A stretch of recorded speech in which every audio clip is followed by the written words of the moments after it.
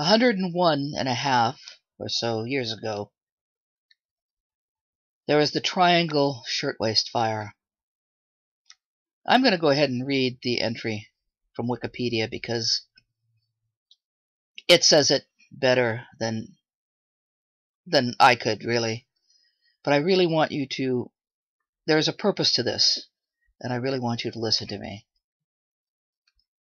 The Triangle Waste Company factory occupied the 8th, 9th, and 10th floors of the 10-story ash building on the northwest corner of Green Street and Washington Place, just east of Washington Square Park in the Greenwich Village area of New York City.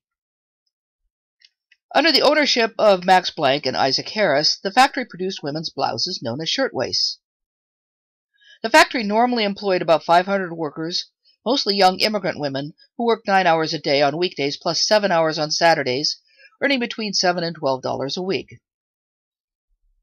As the workday was ending on the afternoon of Saturday, March 25, 1911, a fire flared up at approximately 4:40 p.m. in a scrap bin under one of the cutter's tables at the northeast corner of the 8th floor.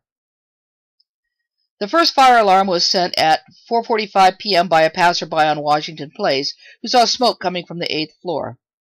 Both owners of the factory were in attendance and had invited their children to the factory on that afternoon. The fire marshal concluded that the likely cause of the fire was the disposal of an unextinguished match or cigarette butt in the scrap bin, which held 2 months' worth of accumulated cuttings by the time of the fire. Although smoking was banned in the factory, cutters were known to steal cigarettes, exhaling the smoke through their labels to avoid detection.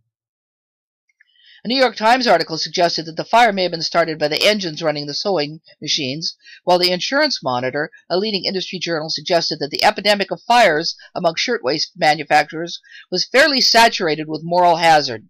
No one suggested arson. A bookkeeper on the 8th floor was able to warn employees on the 10th floor via telephone. There was no audible alarm and no way to contact staff on the 9th floor.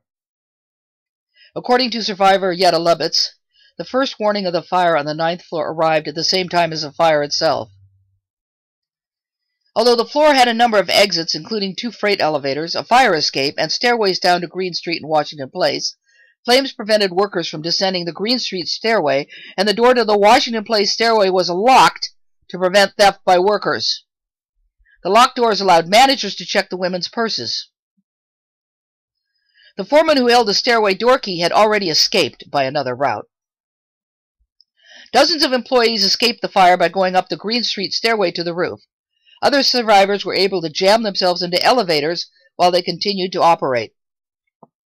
Within 3 minutes, the Green Street stairway became unusable in both directions. Terrified employees crowded into the single exterior fire escape, a flimsy and poorly anchored iron structure which may have been broken before the fire. It soon twisted and collapsed from the heat and overloaded, spilling about 20 victims nearly 100 feet to their deaths on the concrete pavement below.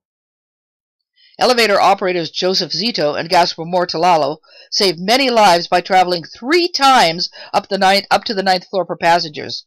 But Mortallalo was eventually forced to give up when the rails of his elevator buckled under the heat.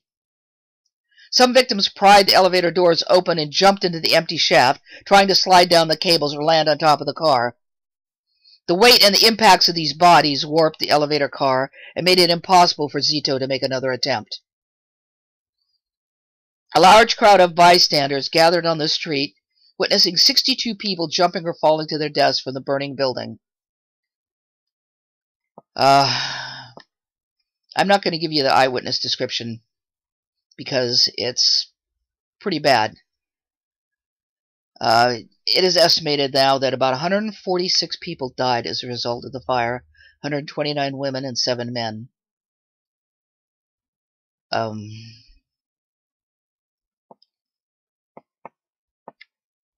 The Triangle Shirtwaist Fire was a tragedy, and it helped lead to unionization of the garment industry because the conditions were so bad. The door was locked. The people couldn't get out. They had scrap lying all over the place.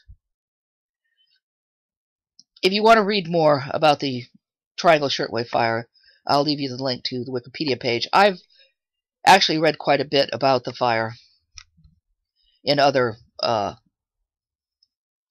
other places, other documents and books.